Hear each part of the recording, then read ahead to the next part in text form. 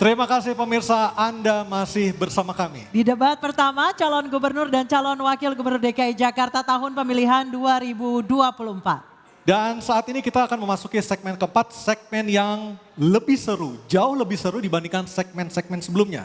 Dan kami mengingatkan kepada seluruh hadirin untuk tetap mematuhi tata tertib. Hadirin dan pemirsa, pada segmen sebelumnya pertanyaan dibuat oleh tim panelis. Namun untuk segmen 4 dan 5, pertanyaan diajukan oleh para calon gubernur dan untuk jawaban dan tanggapan dapat dilakukan oleh calon gubernur maupun calon wakil gubernur. Baik, sekali lagi pertanyaan diajukan oleh calon gubernur dan bisa dijawab atau ditanggapi oleh calon gubernur maupun calon wakil gubernur. Jawaban pertanyaan nanti akan ditanggapi oleh calon gubernur dan calon wakil gubernur penanya. Selanjutnya akan direspon kembali oleh calon gubernur dan calon wakil gubernur yang menjawab. Mohon diingat para calon gubernur dan para calon wakil gubernur untuk melakukan tanya jawab sesuai dengan tema debat, yakni penguatan sumber daya manusia dan transformasi Jakarta menjadi kota global. Kesempatan pertama kami berikan kepada calon gubernur nomor urut 1 Bapak Ridwan Kamil untuk bertanya kepada pasangan calon nomor urut 2 Bapak Dharma Pongrekun dan Bapak Kun Wardana. Kami persilahkan untuk maju ke depan pasangan calon nomor urut 1 dan 2.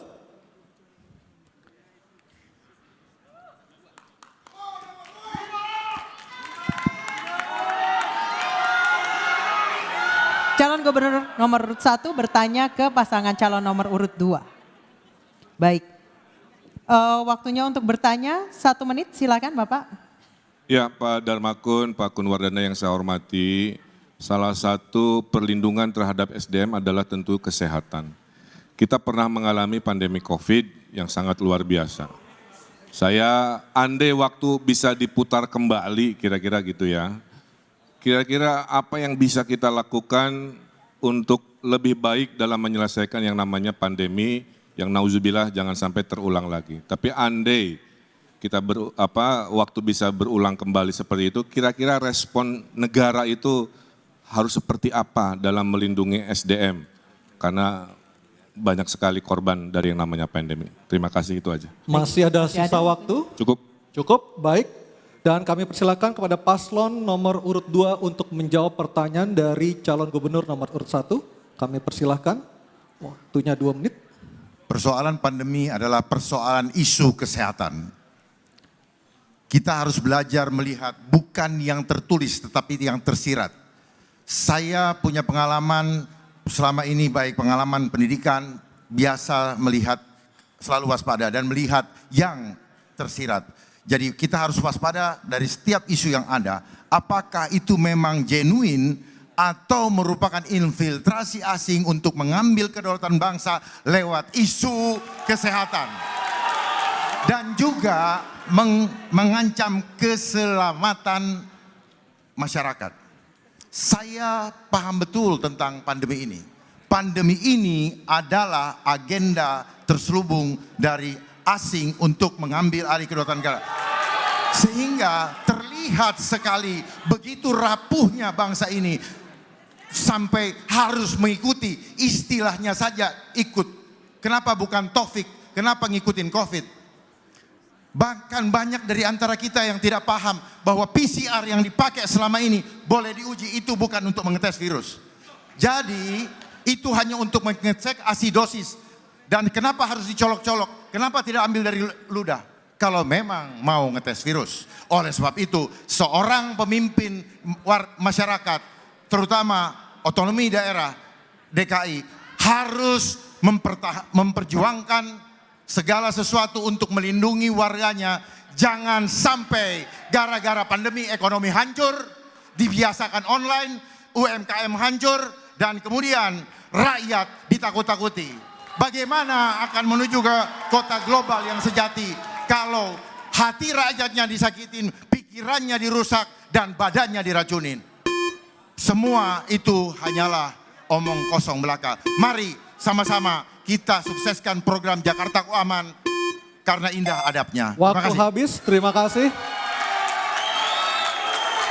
Mohon tenang hadirin. Kami persilakan calon gubernur dan atau calon wakil gubernur nomor urut 1 untuk menanggapi Bapak Ridwan Kamil atau Bapak Suswono. Kami persilakan waktunya 1 menit. Ya, itulah pentingnya koordinasi antara pemerintah pusat dengan pemerintah provinsi atau kota kabupaten. Terjadi perbedaan pendapat itu biasa, ya. Kita perdebatkan di ruang-ruang yang sifatnya politik, ruang-ruang yang sifatnya bisa menginfokan bahwa ada perspektif lain mungkin dalam menyelesaikan sebuah permasalahan sekelas seepik yang namanya pandemi. Tapi ujung-ujungnya pemimpin kalau sudah mengambil keputusan di level pusat, maka yang namanya gubernur harus taat.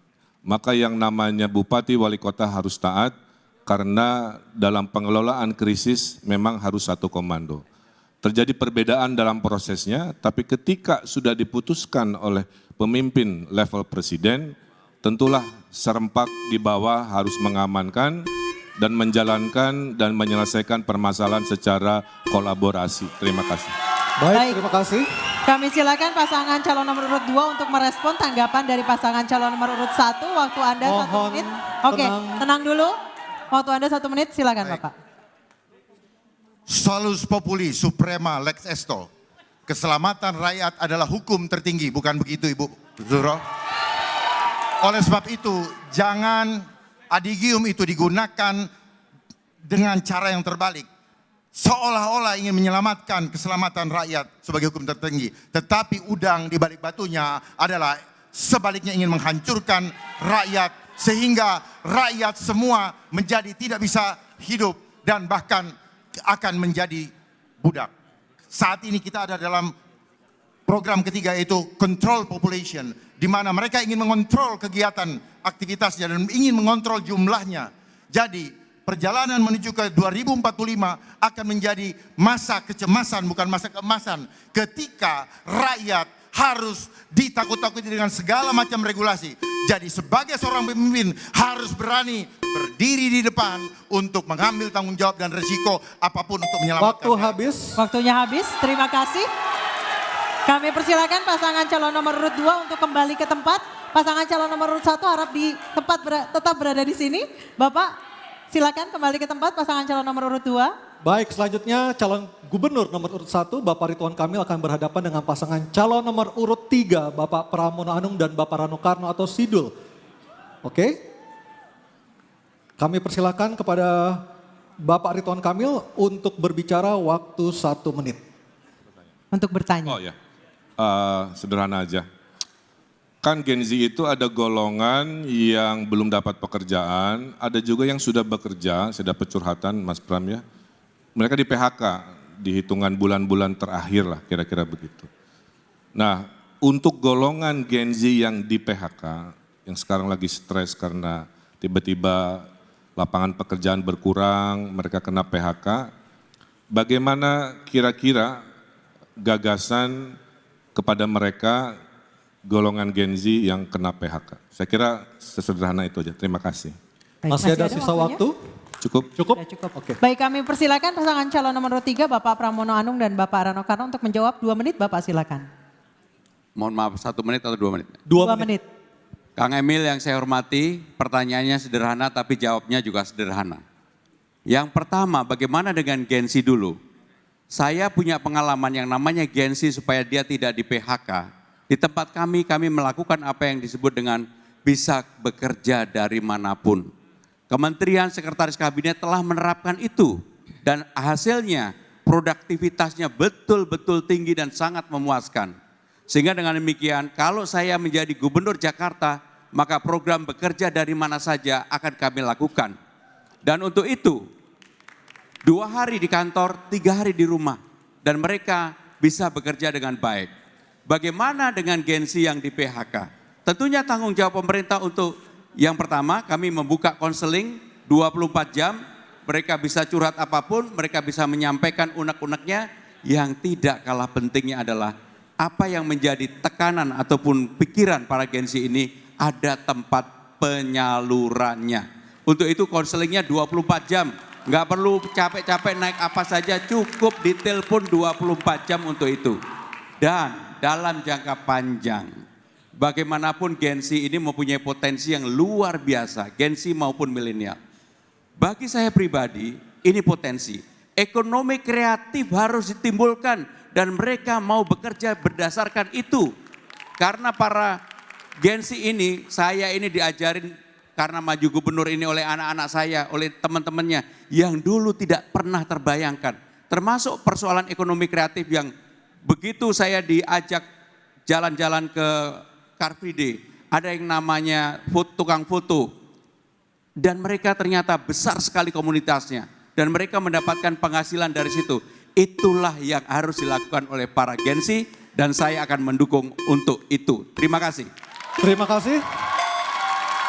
Selanjutnya kami berikan kesempatan untuk pasangan calon nomor urut 1 Bapak Ridwan Kamil dan Bapak Suswono menanggapi jawaban dari pasangan calon nomor urut 3. Waktu 1 menit, silakan Pak.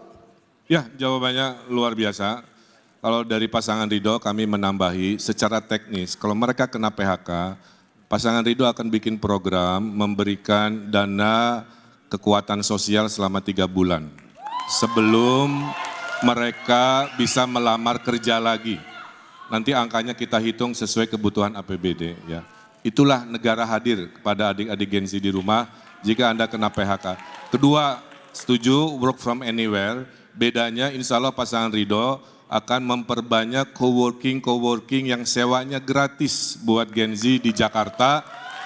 Termasuk minum kopinya, karena Gen Z ini konsumsi kopinya besar sekali dan mahal. Nanti kita kasih gratis kopinya. Yang berikutnya adalah mari fokus ke kekuatan ekonomi baru yaitu ekonomi digital, ekonomi kreatif yang akan berbeda dengan ekonomi orang tuanya yang sifatnya 9 to 5. Ya, bisa di mana saja, kapan saja. Itu dari pasangan Ridho. Waktunya sudah habis. Selanjutnya kami persilakan Bapak Pramono Anung dan Bapak Rano Karno atau Sidul menanggapi pernyataan Bapak Ridwan Kamil dan Bapak Suswono. Waktu Anda 1 menit. Secara prinsip bagi Gen Z mereka harus dilatih untuk berkreasi. Maka kami lebih menawarkan cara-cara untuk mereka berkembang dengan apa yang dimiliki oleh mereka. Karena saya meyakini para Gen Z ini tidak perlu semata-mata diberi gratis kopi. Tetapi juga yang lebih penting adalah bagaimana talenta-talenta mereka disupport oleh negara. Dan negara hadir untuk itu. Saya tidak membayangkan dari hal-hal kecil, ekonomi kreatif di tingkat Gen Z ini luar biasa. Bahkan saya membayangkan kalau para Gen Z ini dilebatkan untuk panggung-panggung di Karang Taruna. Mereka jadi I.O. masing-masing di kelurahannya. Itu akan menjadi sesuatu income atau pendapatan baru bagi para Gen Z dimanapun para Gen Z itu berada. Terima kasih. Matur nuwun. Waktu masih ada? Matur nuwun, matur nuwun. Oke, baik. Terima kasih. Kami persilakan pasangan calon nomor urut 3 untuk kembali ke tempat. Nomor urut 1 tetap di sini. Dan kali ini giliran pasangan calon nomor urut 2 dan 1 saling bertanya dan menanggapi kepada pasangan calon nomor urut 2. Oke, sudah di depan. Dan kami persilakan kepada Bapak Dharma Pongrekun bertanya kepada pasangan calon nomor urut 1, Bapak Ridwan Kamil dan Bapak Suswono. Waktu Bapak 1 menit dimulai saat Anda berbicara. Terima kasih. Kang Emil, izin bertanya bagaimana program penyerahan uang untuk RW, boleh dijelaskan bagaimana eksekusinya Pak? Agar supaya jangan sampai program yang instan ini justru habisnya di depan dan tidak berbuah atau tidak beranak justru untuk membuat masyarakat lebih sejahtera khususnya dalam bidang ekonomi mereka. Jadi maksud kami adalah apakah tidak lebih baik digunakan untuk membiayai suatu tim yang membina adab mereka sehingga masyarakat di kelurahan, di RT maupun RW bisa mempunyai industri di rumah masing-masing dan akhirnya RT dan RW bisa mendapatkan jauh lebih besar dan bermanfaat. Terima kasih. Baik. Silakan pasangan calon nomor urut 1 untuk menjawab, waktunya 2 menit. Tadi sudah saya sampaikan, tidak mungkin seluruh penjuru Jakarta bisa diselesaikan dari balai kota. Itulah kenapa kami percaya teori desentralisasi. Ujung dari ASN, Pak Dharma, adalah kelurahan. Jadi dana RW itu tidak dipegang cashnya oleh Pak RW, dipegangnya oleh kelurahan. Mereka mengakses dengan proposal. Bayangkan Pak Darmakun, ada 2.700 rapat RW. Ada perdebatan dikali 2.700, ini duit buat apa? Oh ini masih kumuh, silahkan bereskan kekumuhan. Oh ini untuk kebersihan karena masih kotor, silahkan untuk urusan kebersihan. Oh kurang modal si ibu tetangga, silahkan pakai. Oh karang tarunanya banyak main di aspal, tidak banyak aktivitas. Gunakan dana RW ini untuk kegiatan karang tarunanya. Gen-Z-nya tadi seperti Mas Pram sampaikan untuk IO, silahkan pakai. Karena kita ada program juga namanya Car Free Night, sebulan sekali di kecamatan. Beda dengan Car Free Day, itu siang hari, kalau Car Free Night itu malam Senin. Ibu-ibu pameran UMKM, di tengahnya ada panggung, di situ para anak-anak muda rapat menjadi panitia. Apa yang terjadi? Kebudayaan Betawi dilestarikan di panggung itu, anak-anak rajin rapat daripada rajin tawuran. Betul? Nah. Oleh karena itu dana ini nanti diatur oleh Juklak, oleh gubernur. Mana yang boleh, mana yang tidak boleh. Tidak boleh dananya dipakai ke puncak untuk rapat RW-RW misalkan. Nanti diatur. Karena ini uang rakyat, harus maslahat, harus efisien. Maka ini yang disebut dengan demokrasi terpimpin. Diberikan demokratisasinya tapi dipimpin, dipandu oleh gubernurnya di ujung ASN yang namanya kelurahan. Insya Allah dalam 5 tahun Jakarta berubah total karena rakyat dipercaya, karena rakyat Jakarta adalah orang yang pintar-pintar. Makasih. Baik, terima kasih. Kami persilakan Bapak Dharma Pongrekun dan Bapak Kun Wardana menanggapi jawaban pasangan calon nomor 1, waktunya 1 menit. Kang Emil, boleh kami menanyakan mengenai, itu kan jumlahnya sama ya, disamakatakan antara RW yang maju, tempatnya atau yang banyak warga yang jadi semuanya tuh sama ya. Padahal kalau kita lihat di Pondok Indah mereka sangat ekonominya tinggi, tapi mungkin di Cilincing ekonominya rendah. Kesetaraan bukan artinya sama rata. Nah ini bagaimana Kang Emil bisa menjelaskan proporsional dari pemberian dana 200 juta ke setiap RW tersebut. Terima kasih. Masih ada sisa waktu, Pak Kun Wardana, cukup? Oke.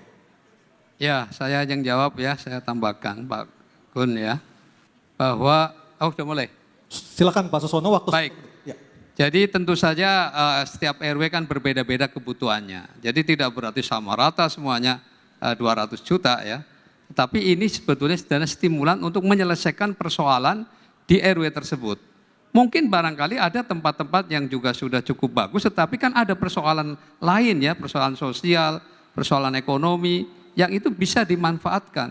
Yang penting adalah kita sedang mendesain agar terjadinya upaya ada satu musyawarah di tingkat RW untuk menyelesaikan persoalannya sendiri.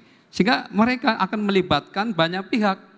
Tidak hanya ketua RW-nya yang dominan, tetapi seluruh stakeholder di situ dia akan berkontribusi untuk menentukan program apa yang tepat di situ. Ibaratnya RW Menteng mah nggak perlu, RW Pondok Indah nggak perlu, tapi RW Penjaringan Koja pasti perlu, pasti butuh. Itulah yang disebut berkeadilan. Makasih. Ya. Oke, waktunya habis. Kita berikan aplaus paling meriah untuk segmen ini kepada Kita berikan para calon apresiasi. gubernur dan para calon wakil gubernur. Baik pemirsa, kita akan jeda terlebih dahulu untuk selanjutnya kembali ke segmen tanya jawab antar pasangan calon pemimpin kepala daerah DKI Jakarta. Kami persilakan kepada para calon gubernur dan wakil gubernur untuk kembali ke tempatnya. Dan pemirsa jangan kemana-mana, tetap bersama kami. Dalam debat pertama calon gubernur dan calon wakil gubernur DKI Jakarta pemilihan tahun 2024.